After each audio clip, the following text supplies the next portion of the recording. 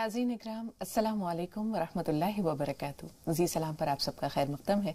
हाज़िर खिदमत है आपके महबूब प्रोग्राम राह नजात के साथ। मैं आपकी मेज़बान शगुफ्ता यास्मीन और बराह रास्त सहारनपुर से इस प्रोग्राम के रौनक को दोबाला कर रहे हैं मशहूर मारूफ मुआलिज, आलमी शोहरत याफ्ता तबीब, नेशनल मेडिकल कॉलेज सहारनपुर के प्रिंसिपल जनाब डॉक्टर असलम खान साहब। तो मिलकर इस्तकबाल करते हैं डॉक्टर साहब का, खुशामदीद कहते हुए पुरतपा खैर मक़दम डॉक्टर साहब आपका। शुक्रिया। अस्सलाम वालेकुम तमाम नाज़रीन को। तमाम जो हमारी टीम है माशाल्लाह बड़ी मुस्तैदी से काम करती है और आपका भी बहुत बहुत शुक्रिया। अल्लाह ताला आपको सेहतमंद रखे, दुनिया और आखिरत में दोनों में आपको कामयाबी अता फरमाए। आमीन सुम्मा आमीन। और जनाब बशीर बद्र साहब के इस शेर के साथ डॉक्टर साहब तमाम नाजरीन की तरफ से आपको एक बार फिर मुबारकबाद पेश करते हैं कि जिस दिन से चला हूँ मेरी मंजिल पे नज़र है, आंखों ने कभी मील का पत्थर नहीं देखा। तो आपका जज्बा भी सलामत रहे, आपकी सही कोशिश भी जारी और सारी रहे और अल्लाह ताला आपकी कामरानियों का सिलसिला मजीद दराज करे। एक बार फिर अवार्ड की बहुत मुबारकबाद तमाम नाजरीन की तरफ से। तो नाजरीन अब आते हैं अपने आज के मौज़ूए गुफ्तगू की जानिब। आज इंशाअल्लाह डॉक्टर साहब से हम सूरह फातिहा की फ़जीलत, इसकी अहमियत, इसकी अफादियत और इसमें पोशीदा जो रमूज़ हैं उनके बारे में जानेंगे। हम जानते हैं कि रमज़ान मुबारक की आमद है, आहिस्ता आहिस्ता ये चाप हमारे दिलों से के करीब होती जा रही है। ये महीना दस्तक देने को है और ये वो महीना है जिसमें कि कुरान पाक नाजिल हुआ। खुद अल्लाह ताला ने फरमाया है कि बिस्मिल्लाहिर्रहमानिर्रहीम शहर रमज़ान अल्लज़ी उन्ज़िला फ़ीहिल क़ुरआन, कि ये वो मुबारक, ये वो मुक़द्दस महीना है जिसमें कुरान पाक नाजिल हुआ। तो कुरान पाक, कुरान मजीद का और रमज़ान मुबारक का चोली दामन का साथ है। लेकिन हम अगर अपने अफ़आल पे नज़र डालें या हम ये देखें कि हम क्या कुरान पाक की तिलावत का सही हक़ अदा कर रहे हैं, इसके मफ़ाहिम से हम आशना हैं, हम ये जान पा रहे हैं कि अल्लाह ताला हमें कहना क्या चाह रहा है, हमसे मुखातिब है और क्या उसका मकसद है, वो क्या कहना चाह रहा है। तो शायद हम 100% जो है वो अपनी इस कोशिश में कामयाब नज़र नहीं आते। हज़रत अली करमुल्लाह वजह से उन्होंने ख़ुद बताया कि जब मैं ये चाहता हूँ कि मैं अल्लाह ताला से हम कलाम हूँ तो मैं नमाज अदा करता हूँ, और जब मैं ये चाहता हूँ कि अल्लाह ताला ये मुझे बताए या मैं ये जानूँ कि मेरा रब मुझसे क्या कहना चाह रहा है तो मैं कुरान पाक की तिलावत करता हूँ। तो आज इंशाअल्लाह हम डॉक्टर साहब से सूरह फातिहा के बारे में जानेंगे, जिसे सूरह शिफा भी कहा गया है, सबअ मसानी भी कहा जाता है और कुरान पाक की एक अहम तरीन सूरा है जिसे हम कुरान पाक की का निचोड़ भी कह सकते हैं। तो डॉक्टर साहब, कुरान पाक का आगाज़ जब होता है बिस्मिल्लाहिर्रहमानिर्रहीम, सबसे पहले तो अल्लाह के मुक़द्दस नाम के साथ, और फिर सूरह फातिहा जैसे पूरे कुरान का निचोड़ या खुलासा कहा गया है, तो आखिर ऐसा क्या है इस सूरा में जो अल्लाह ताला ने इसे इतनी मुकम्मल एक सूरा के रूप में नाजिल किया है? अल फातिहा जो हमारे पास जो पहली सूरत की शक्ल में कुरान में पढ़ी जाती है, तो एक्चुअली जो पूरा कुरान है वो इस 7 मसानी की, यानी कि 7 आयतों के बाद में पूरा कुरान, उसका इलुब्रेशन है, उसका डिस्क्रिप्शन है। तो आप देखेंगे कि जब से दुनिया बनी है और जब से लोगों को अल्लाह ताला ने कुरान में बताया है कि जो हमने नबी उतारे हैं, हर खित्ते में उतारे हैं, उनको वक्त ब वक्त जब राइटिंग शुरू होगी तो किताबें देनी भी शुरू की, उससे पहले किताबें नहीं थी। तो ये किसी न किसी शक्ल में, जब किताबें भी नहीं थी, जैसे वेद जो थे उस वक्त जब उतरी वेद आसमान से, उस वक्त लिखा नहीं जाता था, तो उस वक्त से भी महफूज है। आप ताज्जुब करेंगे कि वेदों में जो बात दी है, गायत्री मंत्र जो बताया गया है, और बाइबल में जो आप देखते हैं, पढ़ते हैं बाइबल में, और अल्लाह ने इसे महफूज रखा है। देखिए, मतलब पूरा कुरान तो अब महफूज किया है 14 साल पहले जो उतारा अल्लाह ताला ने, लेकिन उससे पहले से जो सूरह अल फातिहा है, ये गाइडलाइंस के लिए कि अल्लाह ताला क्या है, ये अल्लाह ताला क्या चाहता है हमसे।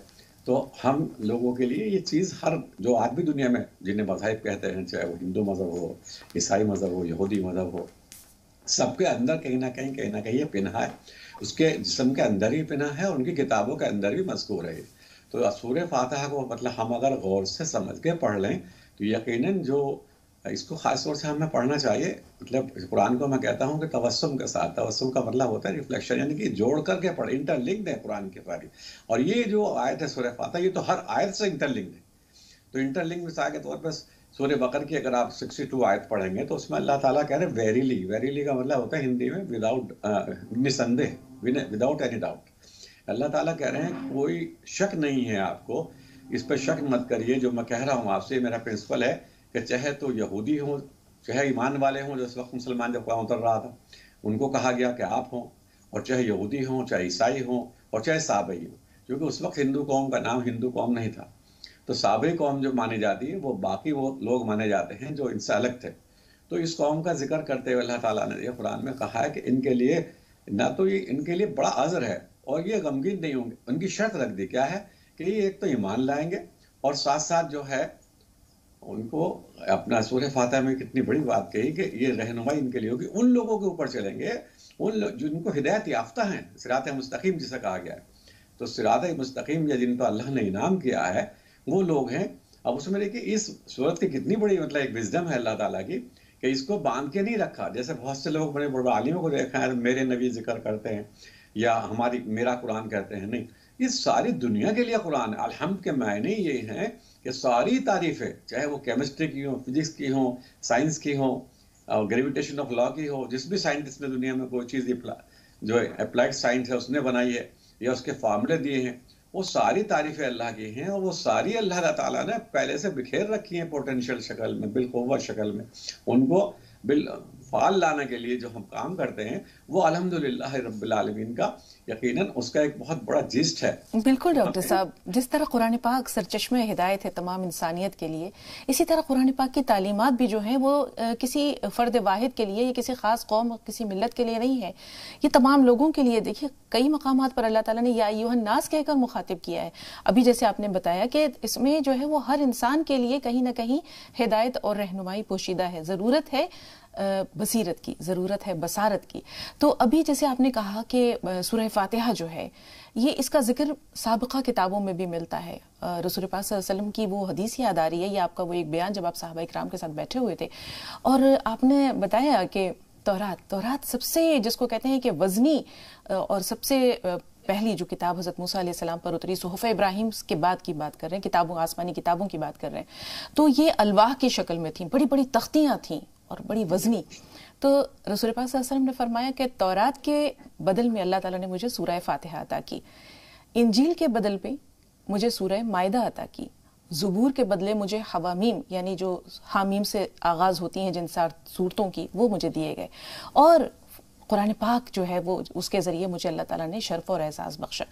तो सूरह फातिहा को अल्लाह ताला ने बेइंतहा फ़जीलत अता की। आप देखें नमाज में भी जो है वो बार बार सूरह फातिहा की तिलावत की जाती है, इसमें शिफा है। और अगर इसका खुलासा आप देखना चाहें तो सिर्फ एक जो इसकी आयत है वो अपने आप में इतनी बलीग है कि अगर उसकी शरहें लिखने बैठें तो हज़रत अली करमुल्लाह वजह ने फरमाया एक मरतबा आप लोगों से कि सूरह फातिहा की अगर मैं शरह लिखना चाहूँ तो 70 ऊँटों पर लादी जाएंगी।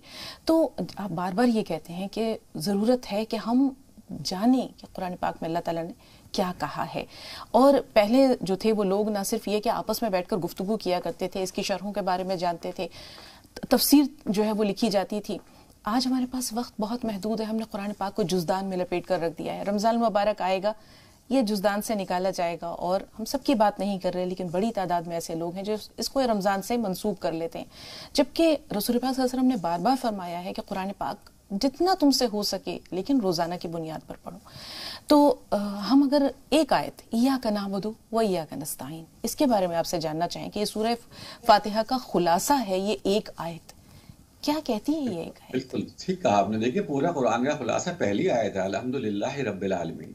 पूरा कुरान इसी पे है और वाक़ईतन सारी तारीफें इसी की हैं। और देख आपने बड़ी अच्छी बात कही कि जैसे हम रोज़ाना खाना खाते हैं, फल खाते हैं, दूध पीते हैं और हवा लेते हैं, ऑक्सीजन लेते हैं, तो अल्लाह ताला ने यह भी इंतज़ाम किया कि हमारी जो रूह है वो कमज़ोर ना हो जाए। बाइबल में तौरात में बार बार कहा गया है जिनकी रूह कमज़ोर हो जाती है उनको रूह को तवाना करने के लिए ही तो अल्लाह ताला ने उन तौरात दी थी, इसीलिए बाइबल आई थी और इसीलिए कुरान आया है कि आपको डेली इसको पढ़ना है। और पढ़ना सिर्फ ये नहीं कि इसको सिर्फ सवाल समझ के पढ़ लेना है, क्योंकि मुझे बार बार वो याद आता है वाक़ई जब अल्लाह ताला के सामने हम सब पेश होंगे और हम लोग ज़लील ख्वार होंगे और अल्लाह ताला रसूल पाक सल्लल्लाहु अलैहि वसल्लम फरमाएंगे इन्होंने कुरान को डिसऑन कर दिया था।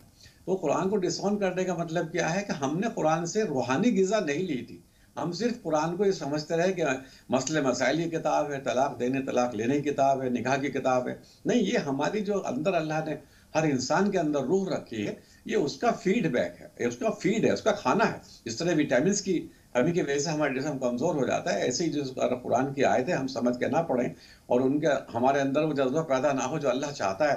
मिसाल के तौर पर मैंने इसमें बताया, देखिए कि सिरात मुस्तकीम को लोग बहुत डिफाइन करते हैं लेकिन समझ नहीं पाते कि रास्ता सड़क नहीं होती बल्कि रेशनल थिंकिंग को कहते हैं, पॉजिटिव थिंकर को कहते हैं। तो जो पॉजिटिव थिंकर हुए इसमें फिर अल्लाह ताला ने सिर्फ यही नहीं रोका कि ये कहा कि जिन पर मेरे इनाम हुए, जिन हो जो हिदायत याफ्ता रहे, चाहे वो कोई भी रहे हों, इब्राहिम अलैहिस्सलाम रहे हों, मूसा रहे हों, याकूब रहे हों, यूसुफ रहे हों, ईसा अलैहिस्सलाम रहे हों, रसूल पाक सल्लल्लाहु अलैहि वसल्लम रहे हों। मतलब कि अभी फिर मैंने बताया सूरह बकर की यही आयत दोबारा भी आई है दूसरी जगह कुरान में कि जितने भी दुनिया के लोग हैं वो सब चाहें तो कोई बात नहीं, उस रसूल पाक सल्लल्लाहु अलैहि वसल्लम के पैदा होने से पहले भी ये हिदायत, यही फातिहा जो थी और चीज़ों में थी, तो वो जिससे भी ले सकते हैं। मिसाल के तौर पे हो सकता है कन्फ्यूशियस नबी रहा हो चाइना में, हो सकता है यहाँ पर राम नबी रहे हो, मैं नहीं कह रहा कन्फर्म है। तो जो भी कुछ अगर आपको कहीं से सच्चाई की बात मिलती है जो कुरान से मिलती जुलती हो, और आपको देखते हैं कि ये वाक़ईतन अल्लाह, एक अल्लाह की बात कर रहे हैं, आखिरत की बात कर रहे हैं, लोगों की मोहब्बत की बात कर रहे हैं, तो वो जो चीज़ बिखरी पड़ी है, जो हिदायत याफ्ता लोग हैं, तो दुनिया के हर कोने में वो अल्लाह ताला ने डाल रखी है। तो हम इस पर महदूद नहीं रखा कि सिर्फ रसूल पाक सल्लल्लाहु अलैहि वसल्लम की कहानी या उनकी स्टोरी या उनकी ज़िंदगी को जानने की कोशिश करें, लेकिन जहाँ तक हम नहीं पहुँच पाए ये हमारी गलती है। क्योंकि सूरह फातिहा ये भी कहती है कि उन लोगों तक जो गुमराह और भटक गए हैं, उनको भटकने से बचाओ, यानी कि हमारी ज़िम्मेदारी ये होती है कि एक अल्लाह का जो पैगाम है, सूरह फातिहा में देती है, जो हिडन पैगाम है इसका, कि हम एक अल्लाह का पैगाम, जिसके लिए सारी तारीफ़ है, हम किसी देवी देवता की तारीफ़ ना करें, किसी बुजुर्ग की तारीफ़ ना करें।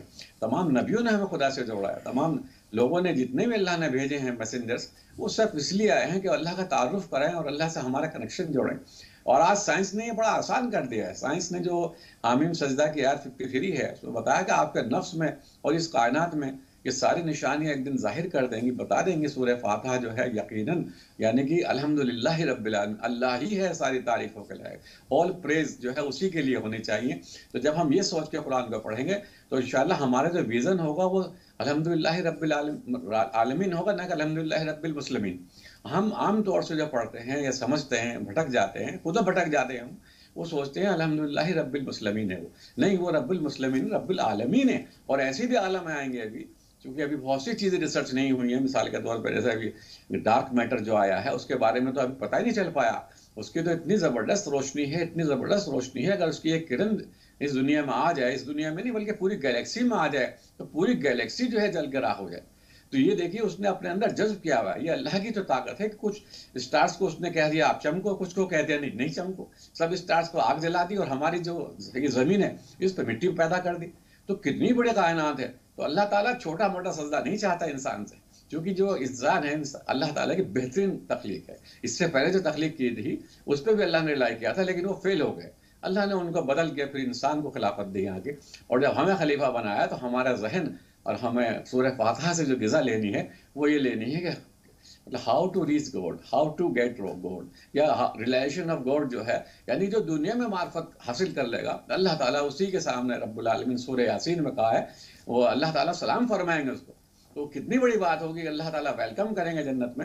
लेकिन सूरह फातिहा को अगर हम नहीं समझे, सूरह फातिहा का जिस नहीं समझे, कुरान से हमने रूहानी ग़िज़ा नहीं ली, सिर्फ इसे मौत पर पढ़ने की किताब समझ लिया या सवाब की किताब समझ लिया, यकीनन फिर अल्लाह के रसूल यही कहेंगे कि हमारे लोगों ने, मेरे फॉलोअर्स ने, मेरे उम्मतियों ने कुरान को डिसऑन कर दिया था और वो इसीलिए दुनिया में जलील रहे और इसीलिए वो बात नहीं समझ पाए जो अल्लाह ताला चाह रहे थे। बिल्कुल। डॉक्टर साहब, हिदायत क्या है? सिराते मुस्तकीम के बारे में आपने बताया कि ये वो रास्ता है जिसके कि हम सब तलब करते हैं कि हमें सीधा रास्ता दिखा, एहदिना सिरातल मुस्तकीम सिरातल लज़ीना अनअमता अलैहिम गैरिल मग़दूबि अलैहिम वलद्दाल्लीन।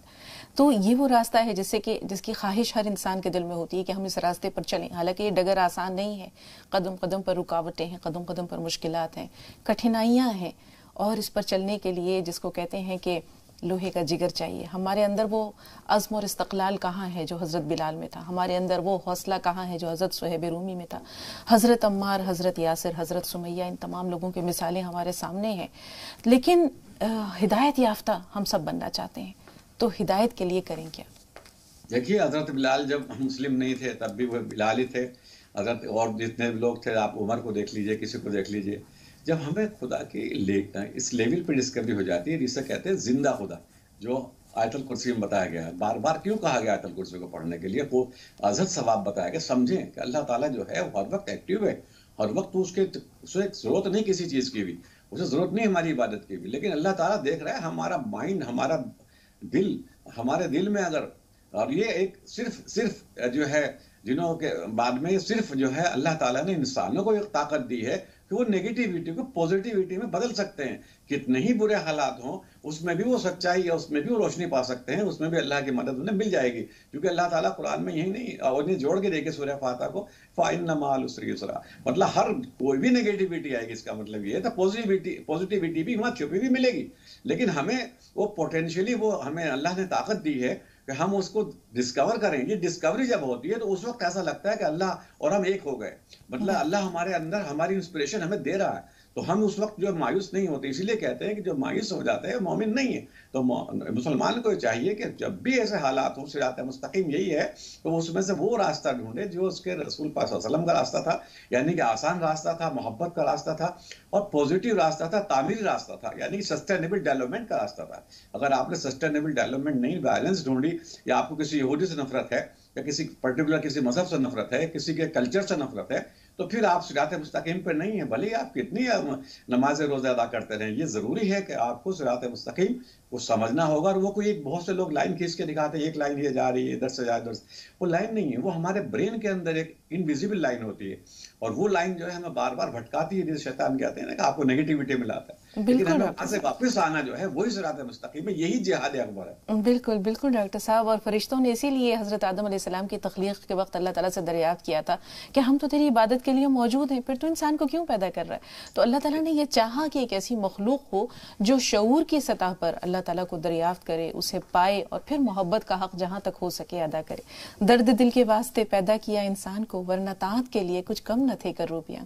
तो इबादत ही अगर मकसूद होती तो फरिश्ते कुछ कम नहीं थे। लेकिन इंसान से बहुत सारे काम थे जो अल्लाह ताला को लेने थे, और उसमें उसे आश्कार करना, अल्लाह ताला को शऊर की सतह पर जानना, पहचानना, दरियाफ्त करना और फिर उससे मोहब्बत करना, टूट कर मोहब्बत करना। बहुत सारी बातें हैं डॉक्टर साहब, मौका मिलेगा तो फिर आपसे जानेंगे। 2 कॉलर्स फोन लाइन पर मौजूद हैं। मोमिना साहिबा पहले आपसे मुखातिब है, मोहम्मद हुसैन साहब थोड़ा सा इंतजार, कर्नाटक से फोन लाइन पर है, आपसे भी बात करेंगे। जी मोमिना साहिबा, सवाल बताइए। अस्सलाम वालेकुम। वालेकुम अस्सलाम।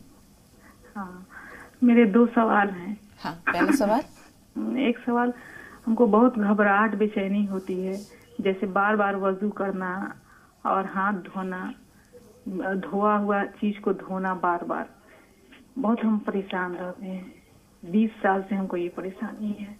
और मेरी एक बेटी है, उसको भी पढ़ने में दिल नहीं लगता है। पढ़ने बैठती है तो उसको एकदम भूल जाती है, पढ़ने में दिल ही नहीं लगता है। ठीक है, थोड़ा सा और वो जी। और भी कोई सवाल है? हाँ सवाल है। और उसका तबीयत एकदम बेचैन रहता है, दिमाग में अजीब किस्म का, यादाश्त भी कमजोर हो गया है थोड़ा। ठीक है, थोड़ा सा इंतजार। हुसैन भाई सवाल बताइए। वालेकुम अस्सलाम। अभी डॉक्टर साहब बता रहे थे इय्याका नअबुदु व इय्याका नस्तईन। जी जी सुन रहे हैं हुसैन भाई, बात जारी रखिए। इय्याका नअबुदु व इय्याका नस्तईन, क्या इसकी तस्वीर रोजाना एक बार पढ़ के हम दुआ कर सकते हैं अल्लाह से? और दूसरी बात यह है कि बिस्मिल्लाहिर्रहमानिर्रहीम की बरकतें, बिस्मिल्लाहिर्रहमानिर्रहीम से भी हम वजीफा करके मांग सकते हैं अल्लाह। जी जी डॉक्टर साहब। जी देखिए, बिस्मिल्लाह मतलब इसका मतलब ये है कि आपका जो मतलब राउंड द क्लॉक जो आपका फोकस है वो अल्लाह की तरफ रहे। कोई भी काम शुरू करें, जब आप अल्लाह का, मिसाल के तौर पे जब मैं बैठ गए हैं और मैं सोच रहा हूँ शराब पी लूँ और मैं बिस्मिल्लाह पढ़ूँ, तो ये ऑटोमेटिकली मेरे जहन में जो है एकदम ये आएगा, यार मैं कैसे अल्लाह का नाम ले गलत काम कर रहा हूँ, या मैं कोई और गलत काम, रिश्वत ले रहा हूँ, गलत काम कर रहा हूँ। तो ऑटोमेटिकली इसका मतलब ये है कि बिस्मिल्लाहिर्रहमानिर्रहीम को रहमान और रहीम तो है ही है। क्योंकि हम लोग जितने दुनिया में, कुरान में आया कि जितने लोग हैं दुनिया में, सब इतनी गलतियां करते हैं, अगर अल्लाह ताला हमें सजा देने लगे उनकी, तो जमीन की पीठ पे कोई इंसान बाकी ना रहे। तो इसलिए भी करते हैं कि मैं कोशिश करूंगा कि अल्लाह ताला सिरात मुस्तकीम पर कायम रहूं, और जहां कहीं मैं फिसल जाऊं तो इसलिए बिस्मिल्लाह को याद करते हैं। और फिर अल्लाह ताला को अपने दिल में सिर्फ रसम, ये लिप सर्विस नहीं है, बल्कि दिल के अंदर जो जहां पर ऑर्डर होता है, जैसे थैलामस कहते हैं ब्रेन को, अगर वहां आप अल्लाह को ले आएंगे इंशाअल्लाह रहमान, तो फिर आप देखिए कि आपका हाथ शराब के लिए उठेगा नहीं। रिश्वत कोई दे रहा है तो आप उससे लेंगे नहीं, तो ऑटोमेटिकली आप जो है ठीक हो जाएंगे। इसलिए बिस्मिल्लाहिर्रहमानिर्रहीम हर आयत से पहले, हर काम से पहले बताया गया। लेकिन हम लोग क्या करते हैं, सिर्फ उसको लफ्जों में चेंज कर दिया है। हमारे जहन में उसकी अगर गिजा मिले तो इंशाल्लाह पूरे दिन हम तरोताजा रहें और अल्लाह से मोहब्बत हमें रहेगी। बिल्कुल। इसी तरह जिस तस्बीह का जिक्र भाई ने किया उसके बारे में क्या कहना है डॉक्टर साहब?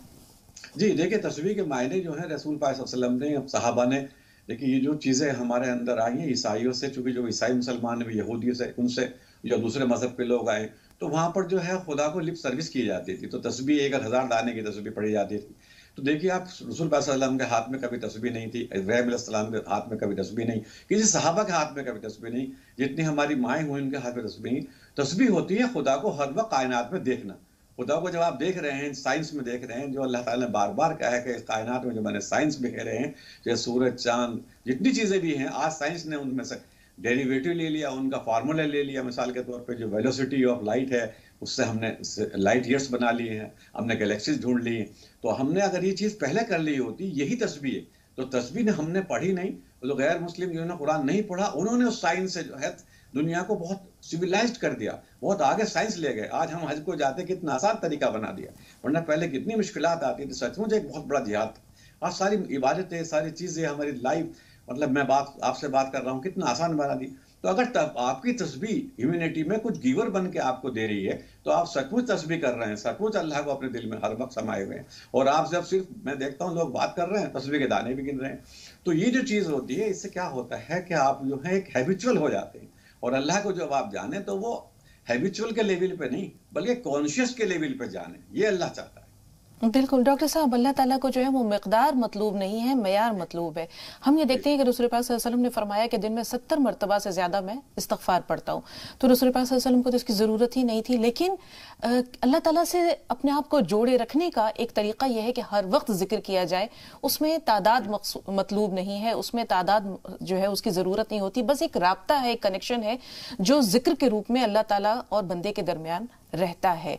और तस्बीह के बारे में अगर हम सोचें या इसके बारे में भी जो है वो लोगों से दरियाफ्त करें, तो एक ये चीज़ ऐसी है जो बातचीत के दौरान, जिंदगी के जो हमारे दिन भर के कामकाज होते हैं, उसमें हम देखते हैं अहले अरब के हाथ में तस्बीह रहती है। तो किसी से दरियाफ्त किया मैंने कि ये तस्बीह क्यों है तुम्हारे हाथ में, तो उसने कहा कि जब मैं भूलने लगता हूँ जिंदगी के बखेड़ों में, कामकाज में, तो ये तस्बीह मुझे याद दिलाती है कि अरे एक जिक्र है जो मैं, जिससे मैं गाफिल हो रहा हूं, तो फिर मैं वो तस्बीह जो है वो दोबारा जारी कर देता हूं। तो जैसे आपने कहा कि जरूरी नहीं है कि हम हाथ में तस्बीह रखें, हम अपने दिल को ही जो है वो तस्बीह के दाने बना लें और अपने जिक्र को जो है अल्लाह ताला से जोड़े रखें। 2 कॉलर्स और हैं। अमीन भाई, आपका सवाल क्या है? अस्सलाम वालेकुम। वालेकुम अस्सलाम। मैं कर्नाटक से बात कर रहा हूँ। जी, इस्तकबाल है आपका, फरमाइए।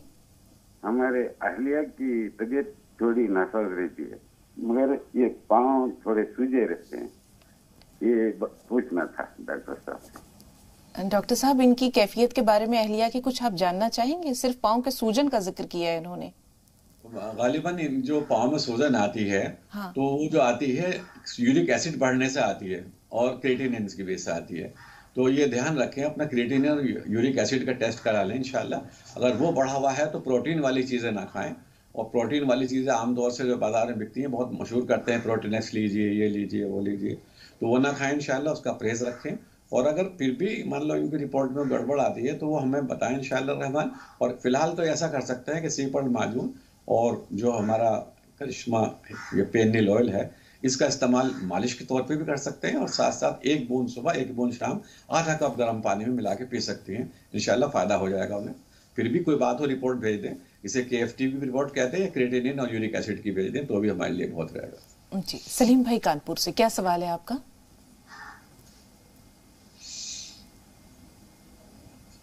सलीम भाई फोन लाइन पर मौजूद हैं आप? मोमिना साहिबा के 2 सवालात हमारे पास महफूज है। पहले तो उनका अपना मसला है, बेचैनी रहती है, बार बार हाथ धोना और तसल्ली ना होना, ये तमाम चीजें किस बात का इंडिकेशन है? देखिए, ये साइकोलॉजिकल डिजीज है। ऐसे बहुत लोग होते हैं, बार बार हाथ धोते हैं, सोचते हैं मैं नापाक हूँ, नमाज पढ़ते हैं, सोचे मैंने कबूल नहीं हुई, फिर जाएंगे दोबारा, फिर सोचेंगे संजा मेरा ठीक नहीं हुआ, तो दिन भर इसी में लगे रहते हैं। तो इसके लिए वो ज़रूरी है कि किसी साइकियाट्रिस्ट को दिखाएं, उसकी रिपोर्ट लें, और अगर वो ऐसा नहीं कर पा रहे हैं तो कोई बात नहीं, हमने गोल्ड माजून बनाई है इस तरह की, उन लोगों के लिए ख़ास तौर से हम ऐसी जड़ी बूटी डाल देते हैं कि इस बीमारी से इंशाल्लाह उनको निजात मिलेगी और फिर वो ठीक से ज़िंदगी बिताएंगी। और इसकी वजह से उनके घर में और भी परेशानी रहती होगी, घर के लोग परेशान रहते होंगे, इंशाल्लाह उनको भी सुकून मिलेगा। जी, दूसरे सवाल के लिए बहन हम कहेंगे थोड़ा सा इंतजार। पूर्णिया से एक और कॉलर हमारे साथ हैं। अदान, क्या सवाल है आपका? नाम सलाम अलैकुम। वालेकुम अस्सलाम जी। बोल रहे हैं कि मेरा एज हुआ है 20 साल और मुझे कमजोरी बहुत ज्यादा लगती है अभी। 20 साल की उम्र है, बेइंतहा कमजोरी महसूस होती है, क्या करेंगे डॉक्टर साहब ये? हाँ, इस एज में तो भाई बहुत डायनेमिक होना चाहिए माशाल्लाह। 20 साल की उम्र तो समझ लीजिए कि सबसे खूबसूरत जवानी जो होती है वो 19 साल के बाद ही शुरू होती है। तो ये इस वक्त आप बिल्कुल टोटल बॉडीली हार्मोनिकल सब मैच्योर हो गए हैं। तो आप ऐसा मत समझें, आप थोड़ा अपने आप को एक्सरसाइज करें इंशाल्लाह रहमान। और अगर बोन डेंसिटी कम है आपकी या आपका जो जिस्म है वो कमज़ोर है और भूख वगैरह नहीं लगती, तो आप जो है ना मुझसे करिश्मा लीवर टॉनिक पीजिए लगातार 6 मंथ तक, और 6 महीने तक आप सीपल माजून खाइए इंशाल्लाह। तो आप तवानाई महसूस करेंगे और आपको जो कमज़ोरी और साइकोलॉजिकल भी देखिए छोड़िए। मैं ये कह रहा हूँ कि हो सकता है आपको बगैर सीपल माजून या फ़ायदा हो जाए। आप अपने आप को स्ट्रॉन्ग कीजिए, अपनी विल पावर बढ़ाइए कि नहीं अल्लाह ने मुझे ये उम्र दी है, तो अपने आप को खूब एक्सरसाइज में डालिए और फिर खूब अच्छा खाइए, अच्छे फल खाइए और चीज़ें खाइए, इंशाल्लाह आप तवाना हो जाएंगे। फिर भी कोई बात हो तो आप ले सकते हैं सीपल माजून और हमारा ये लिवर टॉनिक। जबलपुर से नाजनी जी, बताइए क्या सवाल है आपका? नाजनी साहिबा, मैं सुन पा रही हैं आप? जी हाँ, सुन पा रहे हैं। अस्सलाम वालेकुम बाजी। वालेकुम सलाम रहमतुल्लाह। जी वालेकुम सलाम। जी डॉक्टर साहब को, आपको भी अस्सलाम वालेकुम।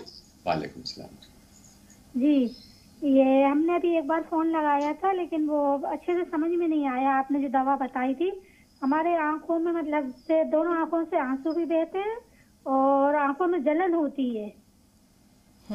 जी और ये पैर बाएं पैर की घुटने के नीचे जैसे नमाज पढ़ते हैं ना, पैर बैठ के मोड़ के, तो वो उसकी नस दबी है क्या है, तो बैठने में दर्द करता है पैर।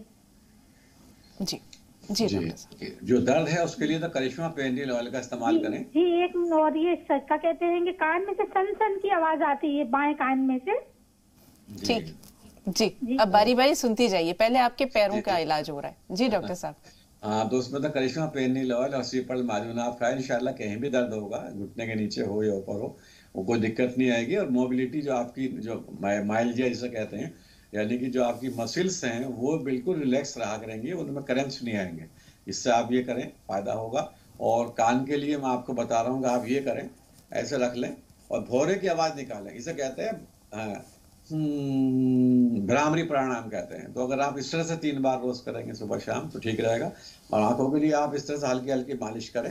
ये जो यहाँ की एक बहुत बारीक वेसल्स होती है वो बंद हो जाती है, ब्लॉक हो जाता है, उसकी वजह से पानी जो है नाक के आने के बजाय नाक में आकर सूख जाता है, मालूम नहीं होता, और वो बाहर निकलने लगता है। और साथ साथ आप गुलाब का अर्क डाल लें, सौंफ का अर्क, गुलाब का दोनों बराबर मिला लें, तो दोनों मिला के डालेंगे इंशाल्लाह आंखों में तो फायदा होगा आपको। और माजून जरूर खाते रहेगा ताकि दोबारा दिक्कत ना आए आपको। कौन सा माजून डॉक्टर साहब? इनको सीपल माजून खाना बहुत अच्छा रहेगा। जी, अब्दुल हमीद साहब फरमाइए, आपका सवाल क्या है? अस्सलाम वालेकुम भाई। वालेकुम अस्सलाम। अस्सलाम वालेकुम। वालेकुम सलाम। अस्सलाम वालेकुम। वालेकुम अस्सलाम। जी अब्दुल हमीद साहब, आपका सलाम पहुंच गया। जी फरमाइए। हाँ जी, बाजी साहिबा, मेरी लड़की है, 42 साल की उम्र है उसकी। हाँ। और पिछले साल समझो कि 1.5 महीना वो कोरोना के मर्ज में मुब्तला थी, आईसीयू में एडमिट थी और उस निमोनिया हो गया था जबरदस्त उसको। उसके बाद में जो है तो उसे 1.5-2 महीने और हमको डिस्चार्ज होने के बाद में ऑक्सीजन पे रखना पड़ा। और ऑक्सीजन से रखने के बाद में फिर वो थोड़े थोड़े उसको रिलीफ हुआ और अभी उसकी तबीयत समझो ठीक है। लेकिन अभी 8 रोज पहले उसको सर में इतना दर्द है जैसे सर का दर्द भी नहीं जा रहा है। जी डॉक्टर साहब। हाँ, जी बताइए और कुछ। जी नहीं, फिलहाल तो इन्होंने जो कैफियत बताई है उसकी रोशनी में क्या इलाज बताएंगे डॉक्टर साहब? देखिए, इसमें तो कोई शक ही नहीं है, कोरोना जो होता है वो खासतौर से हमारी ये बॉडी का डिफेंस मैकेनिज्म है वो कमजोर पड़ जाता है, जिसे बैटल फोर्स भी कहते हैं, तो उसके वैसे ही हुआ है ये। और जब ये बीमारी हो जाती है, इसमें फिर एलोपैथिक दवाई है या ऑक्सीजन या जो भी चीज़ दी जाती है, अच्छी बात है, वो आपने ट्रीटमेंट कर लिया। तो उसके बाद में जब हमने एंटीबायोटिक्स दिए या एंटी मलेरियल दवा दी जाती है, इसमें एंटीवायरल दी जाती हैं, तो उससे हमारा जो कहना चाहिए आरबीसीज हैं, जो खून के लाल जर्रात हैं, और डब्ल्यूबीसी हैं खून में वाइट जर्रात, 2 चीज़ें होती हैं खून में, प्लाज्मा और आरबीसी, यानी कि सफ़ेद और लाल हावी हो जाता है, क्योंकि लाल रंग का ये होता है, जहाँ भी होता है वो हावी रहता है, तो इसलिए खून लाल दिखाई देता है। तो वो कमज़ोर पड़ जाते हैं। वो कमज़ोर पड़ने की वजह सिर में जहाँ वो जाते हैं, हम जाना चाहिए हर वक्त, तो एक तो डीप ब्रीथिंग करें, सांस गहरा लंबा लें इंशाल्लाह, और साथ साथ जो है वो गोल्ड माजून खाएं इंशाल्लाह, दोबारा फिर कोरोना भी नहीं होगा। और अगर ये पहले से खाते तो मुझे यकीन है अल्लाह से, हम दुआ भी करते हैं दवा बनाते हुए कि अल्लाह ताला ये इम्यून पावर ऐसी बना देगा उसको, ना तो कोरोना ये कोविड-19 हो, ना कोई और बीमारी हो, कैंसर हो, ना कोई और बात हो। इंशाल्लाह आप वो खिलाएंगे तो ये सर दर्द की प्रॉब्लम भी खत्म हो जाएगी और आपकी इम्यून सिस्टम जो है बहुत स्ट्रांग हो जाएगा। बिटिया भी 42 ईयर्स की है, इंशाल्लाह बहुत तंदुरुस्त, अभी से काफ़ी जीना है। अल्लाह ताला उसको तंदुरुस्ती के साथ में इस दुनिया और आखिरत दोनों में कामयाबी अता फरमाए। आमीन। बधाइयों से हशमत जी, बताइए क्या सवाल है आपका? अस्सलाम वालेकुम। वालेकुम अस्सलाम। वालेकुम अस्सलाम।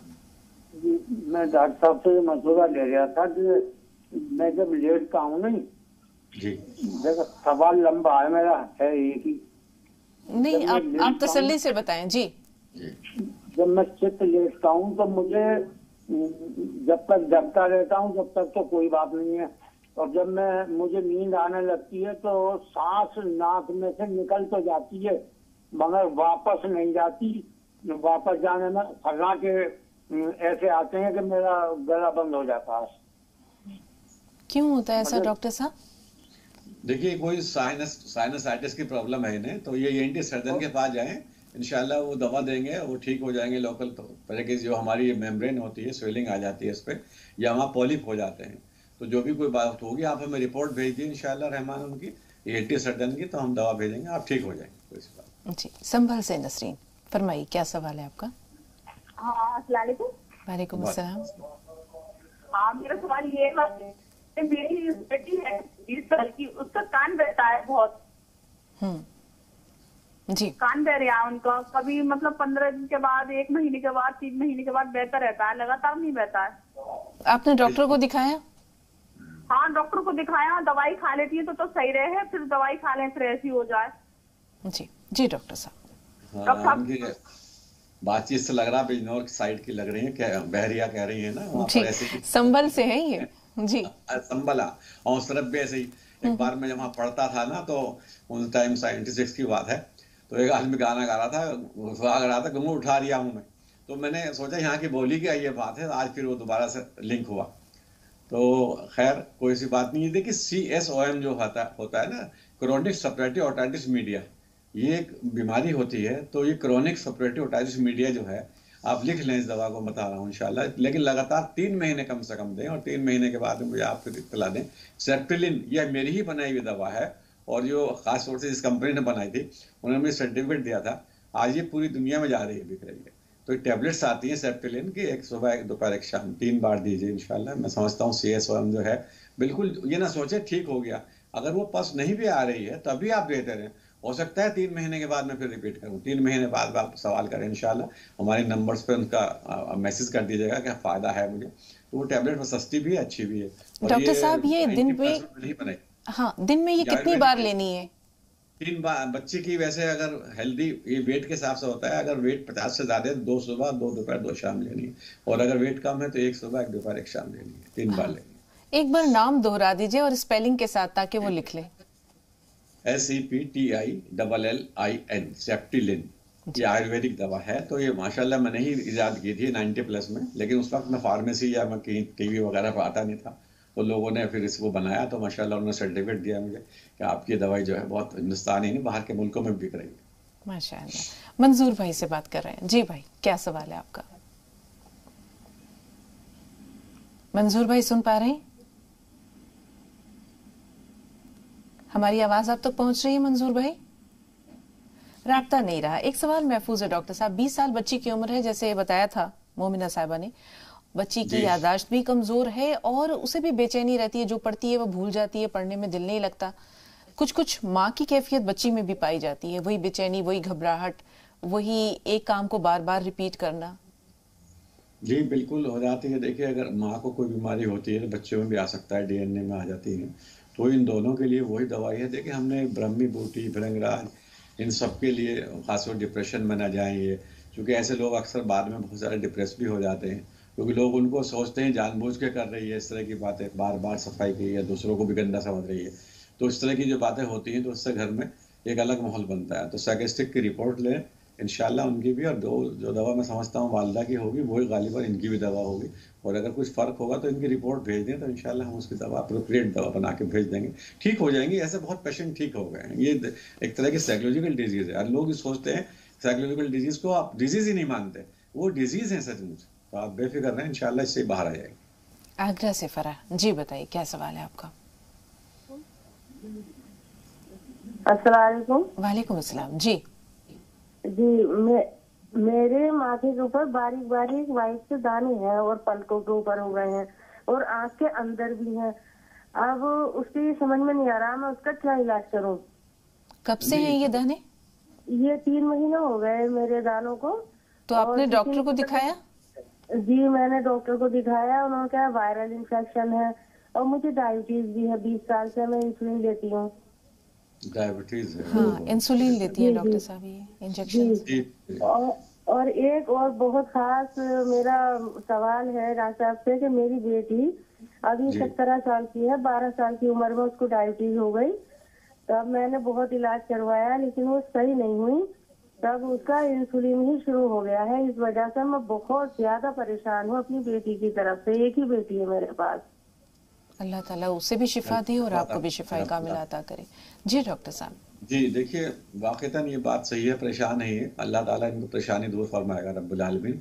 देखिए, एक तो जब घर में माँ को होती है डायबिटीज़ तो ज़ाहिर है बच्चों को भी हो सकती है। इसलिए ध्यान रखें कि घर में सिर्फ जो डाइट चार्ट हमने बनाया है वो डाइट चार्ट मंगा के खुद भी ले और बच्ची को भी वो दें। और हमारा प्रोग्राम तो कई साल से आ रहा है, डायबिटीज़ पे हम बोल रहे हैं, डायबिटीज़ पे हमने रिसर्च की है, शुगर को कैप्सूल लाए हैं, तमाम दुनिया में से फ़ायदा हो रहा है। और जो हमने मज़ीद तकरीबन 6 महीने से शुगर को गोल्ड बनाया है और शुगर फ्री जो गोल्ड माजून बनाई है, क्योंकि अब इनको इंसुलिन लग रही है। जब इंसुलिन लगती है तो हमारी जो बॉडी की सेल्स जिससे हम बने होते हैं, ये हमारे बाल, आँखें, सारी चीज़ें, दांत, ये सब उस सेल्स जो है अपने आप को मुख्तलिफ शक्लों में चेंज करती है।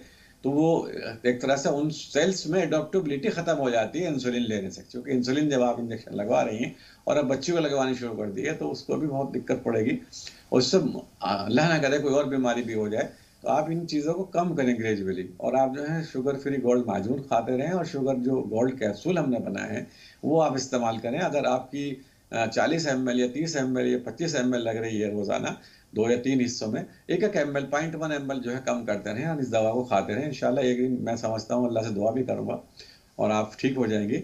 तो एक दिन इंशाल्लाह इंसुलिन आपसे छूट सकती है रब्बुल आलमीन। लेकिन डाइट चार्ट फॉलो करें और साथ साथ थोड़ा सा टहलना और जो नज़्म है रसूल पाक सल्लल्लाहु अलैहि वसल्लम का जो नज़्म था उसे ही हम ख़त्म करते हैं, तभी तो हमें बीमारी होती है।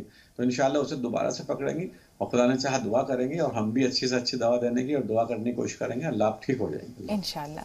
आपके पहले सवाल के लिए बहन थोड़ा सा इंतजार, यामीन भाई का सवाल ले लेते हैं, जबलपुर से हमारे साथ हैं। जी यामीन भाई, क्या सवाल है आपका?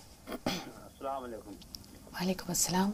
मेरे हार्ट में 2 नसें जो हैं वो ब्लॉक हो चुकी है, एक 90% और एक है 70%। वो डॉक्टर बोल रहा है कि रिंग डलवा लीजिए। तो मैं अभी थोड़ा सा एक नुस्खा मतलब अरबिया है, वो एक बाटल है, हम उसको लाए, उसको पी रहे हैं। और अगर आपके पास कोई नुस्खा हो बताइए, इंशाल्लाह मेरे को मतलब रिंग न डलवाना पड़े और वो हार्ट के ब्लॉकिंग जो है वो खुल जाए।